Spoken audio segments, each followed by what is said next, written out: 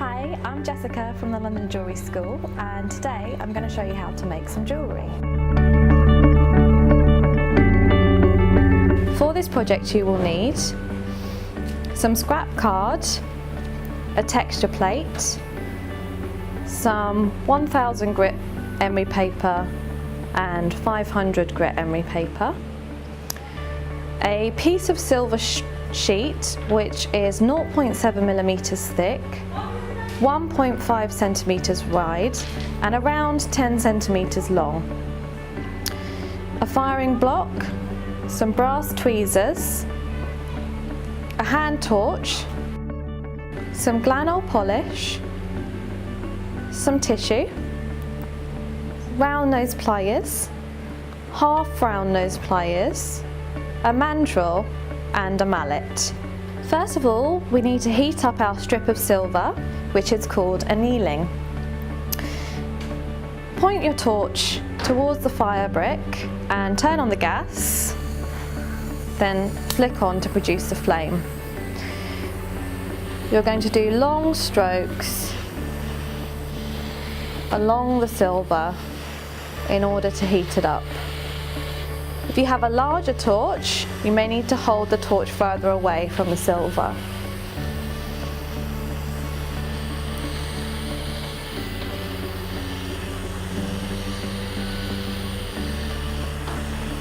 Once you've got it nice and hot, you can turn off the torch and place it down. Then we're going to put it into some cold water, which is called quenching, which will instantly cool our piece. If you have time, simply leave it to cool down. Don't be alarmed by the noise. And always use a heat-proof bowl when quenching. Now I can pick the piece up and you'll see it's gone black and it's got lots of different colours on there. We're going to put it in the pickle pot to get rid of all the oxidization. So I'm going to take my piece and put it in the pickle. Pickle is a light acid solution and our one is a safety acid, so it's not too dangerous, but you don't want to touch it or get it in your eyes. And you always use brass tweezers for putting your silver into the pickle. I'm just going to lift off the lid and pop it in there, and we'll come back in 5 or 10 minutes and it should be nice and white. So I have taken my piece out of the pickle and given it a quick wash, and as you can see all the black has come off, and I've got my brass texture plate and just a piece of card. So I'm going to place my silver onto the brass texture plate where I want it to take the texture, and I'm going to wrap them both in a piece of card. And this is a rolling mill which I'm going to use to transfer the texture onto my silver. So I've set it at the right size, which you can do by adjusting the wheel at the top, and I'm going to feed through my pieces and turn the reel round. Now if it goes through quite easily like this, you might need to do it again a little bit harder. So I'm just going to bring the mill down a little bit and go again.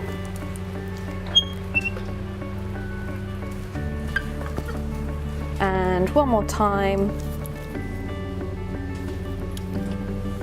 And what's happening is, as it's going through the mill, it's pushing the brass onto the silver, and the silver is taking the texture that's on the brass. Okay, so when I've finished, I can take my silver out and have a look, and I'm going to turn it over and do a texture on the other side as well. And I'm going to use the same texture, so I'm going to repeat exactly the same process again.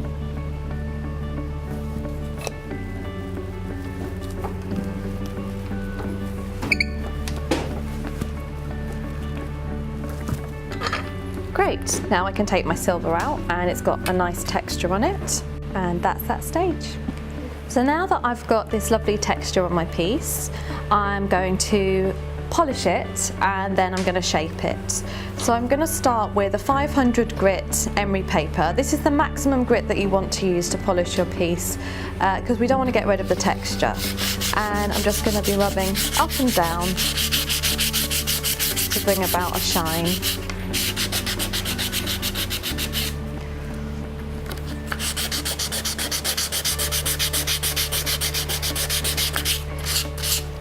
Now, if you wanted a mirror shine, you could work your way through all of the grits. So you go from 500 down to 600 to 800 to 1000 and finish on 1200. But I'm just going to use two different kinds just to show you. And we're going to finish with a metal polish. You can also repeat the same process for the inside if you'd like the inside of your ring to be shiny too. And now I'm going to use a Glanol metal polish to give it a final shine. And I've just got a bit of kitchen paper and I only need a little bit. I'm going to put it on there and I'm going to rub it on to the piece. And this stuff really gives it a nice shine. You have to rub quite hard to get a good effect. You can see how it brings out the shine and all the dirt coming off.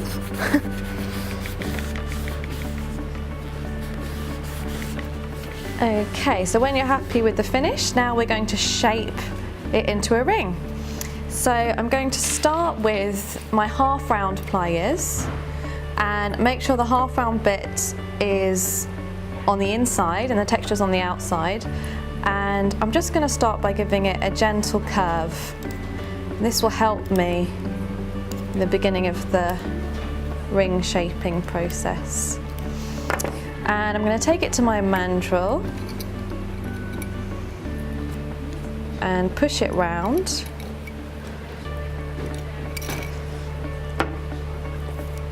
Go back to my pliers. You go between your mandrel and pliers and keep shaping until you're happy with it. On your mandrel, you might want to check the size of your ring to make sure that you're making it the correct size. These rings are very easy to adjust the sizing. So if you do it wrong, don't worry. It can always be changed. And to shape it, I'm going to use my hammer, my mallet to go round and give it a nice round shape.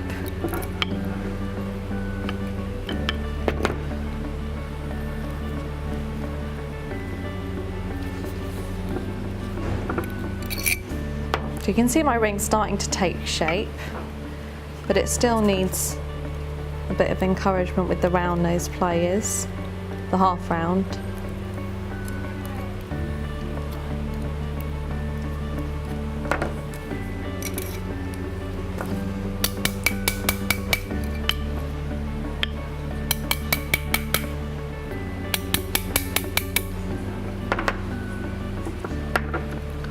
And to finish off the end, I'm going to curl the ring back on itself.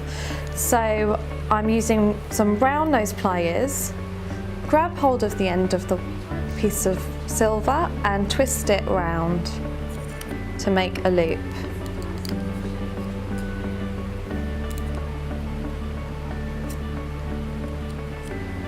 And this is just to add a bit of style to your design.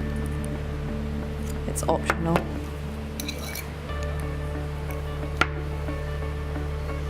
And again, hammer it in place.